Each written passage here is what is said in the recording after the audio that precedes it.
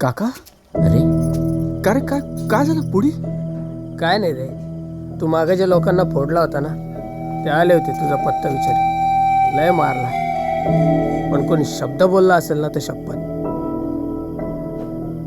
मधूचा phone येतोय सारखा सारखा, आपण उचलला नाही. दर ठेव रे, परत येईन तिचा फोन. सॉरी. येडा आहेस का बाळा तू? माझ्या पोरग्याचा पत्ता विचारला असता तर दिला असतं ना. नाही ना. मग मार बसल्याचं काही नाही रे.